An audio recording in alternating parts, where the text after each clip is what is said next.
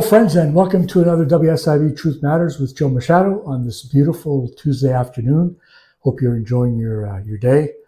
Anyway, it's going to be a short one. I just want to talk about an issue that over the past 30 years, I see it coming up. Every now and then it comes up. And, recently with members from WSIBsettlements.com, my other company, and I've had also viewers and subscribers send me a personal message where they were basically told by their case manager or eligibility adjudicator that their case would be denied, or that whatever entitlement they were seeking would be denied. And the issue I take, I have many issues with the WSIB, as I'm sure you know by now. But what that really pisses me off to a significant degree, and it's always been that way, it's when a case manager or an eligibility claims adjudicator, or anyone at the WSIB for that matter, when they tell you that they haven't reviewed the information you submitted or your doctor submitted, but they're likely going to deny it. And, I think to myself, who does that? I mean, there's such a thing as facts and evidence and fairness, and they all matter. They all matter. They may not matter so much to decision makers, but they matter to the worker. They matter to the employer. They matter to doctors that are submitting information to help their patients. That matters.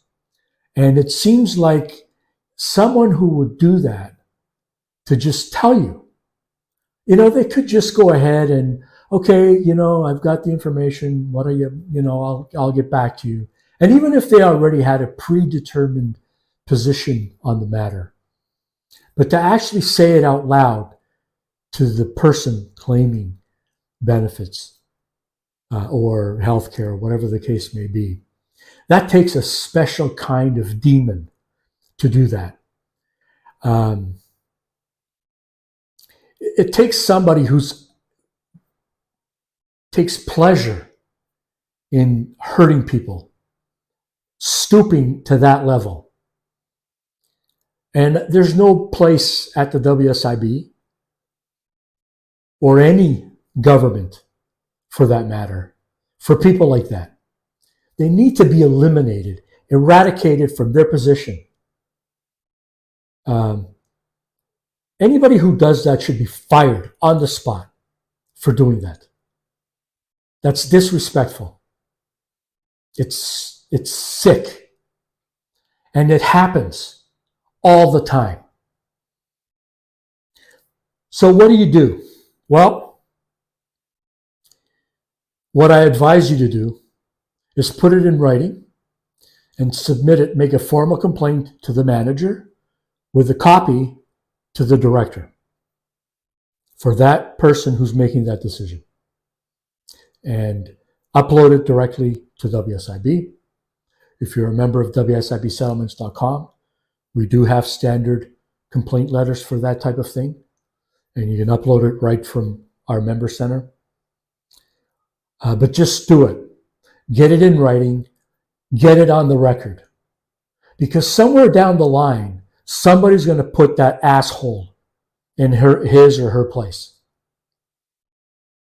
I've always been of the belief, based on my thousands of interactions with everybody at the WSIB at every level, that a manager or a manager supervisor, being a director, or a director supervisor, a vice president, and they've got many, they don't like to put out fires and do somebody else's work for them, and they don't like to hear about this kind of shit because there's no place for it. But if you don't complain about it, if you don't make a formal complaint, it's not going to go anywhere. You owe it to yourself. Put it in writing. And the way to find out who the manager is or who the director is, it's very simple. You call the 1-800 number, you give them the case manager's name or the eligibility adjudicator's name, or nurse case manager, or return to work specialist, whoever it is, and you ask for the name and contact information for the manager, and you ask for the name and contact information for the director or that manager's manager. And you make sure that you put it in your letter at the bottom where you sign, and the carbon copy, you send a copy to the director. Don't just take it. Don't take anything from these assholes. It's pathetic that it still happens. And I'm really hot over this one because this just happened recently with a couple of our members. And it's disgusting. But there's a way to put these people in their place. You don't have to take this bullshit.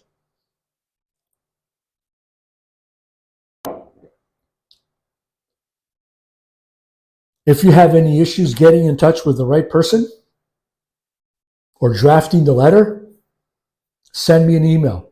Joe Machado at WSIBsettlements.com. Whether you're a member of WSIB Settlements or not, send me an email, explain the situation, and I will personally put together a letter or use one of our templates and put it together for you so you can upload it to the WSIB, and I'll find out who the manager and director is for that claim number. I will help you do this because this needs to stop. It's bullshit, and people like that, they need to go. There's no place at the WSIB or in any government for people like that. They're just taking up space and they're hurting people without reason, without cause. All right, friends. Now that I got that out of the way, I'd like to talk to you about our video coming out tomorrow on our new segment, Focus on WSIB. For those of you who didn't watch the launch video, I recommend that you go back and watch it. It talks about why I've decided to do this segment on the channel. It's once a week on Wednesdays.